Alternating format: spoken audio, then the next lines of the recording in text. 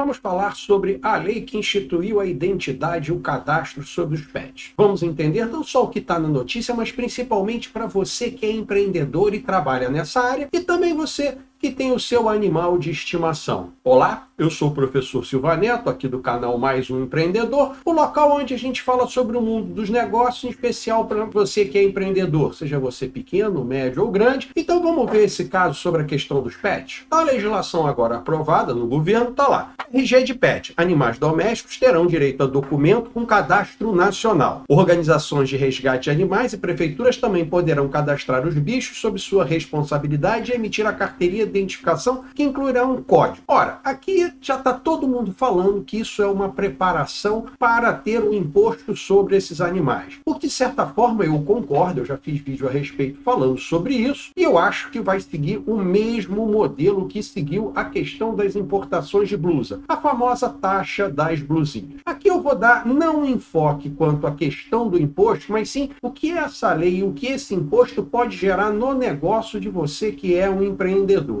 Então aqui a gente já vai vendo que algumas informações que influenciam nesse mercado. Então tá lá, Brasil supera 160 milhões de pets e não são só cães e gatos. Aqui a reportagem dá um valor total de, vamos chamar assim, de bichos de estimação.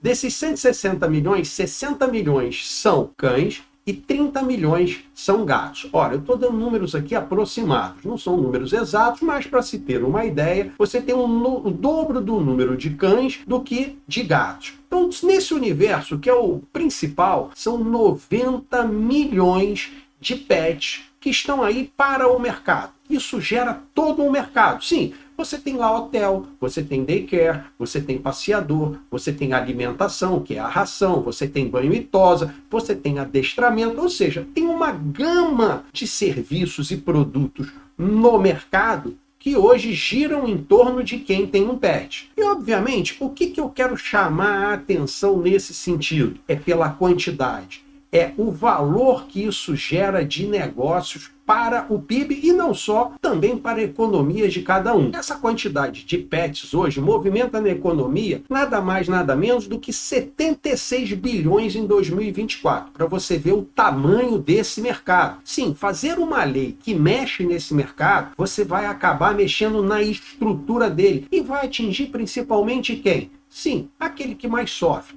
que é o pequeno empreendedor. E nós vamos entender isso aqui um pouquinho mais na frente. Para se ter uma ideia, olha, lá na Alemanha já tem a arrecadação que alcança 2,4 bilhões de reais. Então aqui um ponto que a gente vai falar sobre o imposto. Você acha que lá na Alemanha, que tem pelo menos 1/3 ou menos de animais de estimação que no Brasil, se arrecada 2,5 bilhões, vamos arredondar. Se aqui no Brasil você tem pelo menos 3 vezes mais, você pode arrecadar na faixa de 7,5 bilhões ou mais de imposto. Pensa bem, você acha que o governo, com a sanha que ele está arrecadatória, o furo fiscal que ele tem, a necessidade de mais caixa, ele vai deixar passar em branco esse valor? Lembra lá na blusinha da taxa da Shein, eles disseram que iam arrecadar 20 bilhões. Não resistiram, foram lá e fizeram a lei, mesmo dando o problema que deu. E olha, aquela questão que ocorreu no mercado, que muita gente trabalhava com importação e vendia,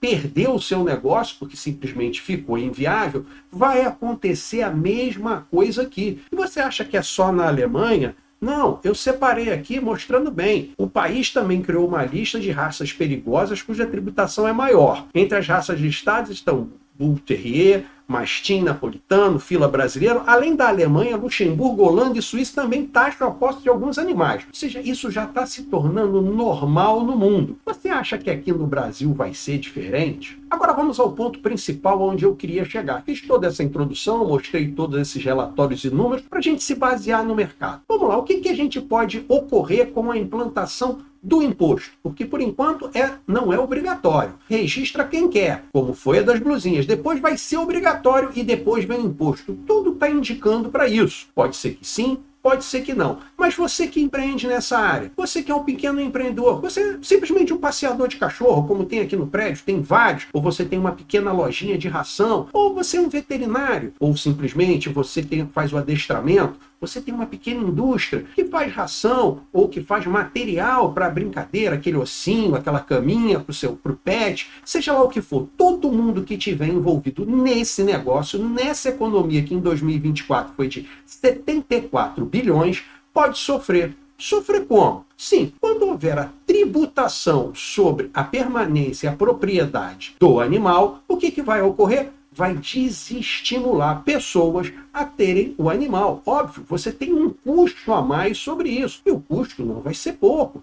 Você pensa, o que vai ser uma taxa aí de R$1.000, R$1.200 por ano sobre um animal? A vida não tem preço. Sim, a vida não tem preço, eu concordo. O benefício que o animal traz como companhia, principalmente para pessoas mais idosas, muita gente faz terapia com o animal, precisa de ter um animal, até por uma questão de saúde, mas pode ser que essa pessoa não tenha condições financeiras de arcar com mais esse custo. Esse é o ponto que eu quero chegar. Óbvio, se você tira dinheiro do bolso do consumidor para um imposto, ele vai deixar de gastar no mercado. É óbvio. O salário dele, a quantidade de valor que ele tem é finita. Não é infinito, não é porque você pôs um imposto a mais para o consumidor que ele passou a ganhar mais. Não, pelo contrário, ele continua ganhando a mesma coisa. Como ele vai ter que pagar o imposto, ele vai deixar o quê? Ele vai passear menos com o cachorro, ele já não vai comprar aquele ossinho de brinde para o cachorro, já não vai comprar tanta ração, já vai fazer uma mistura, ou vai deixar de dar ração,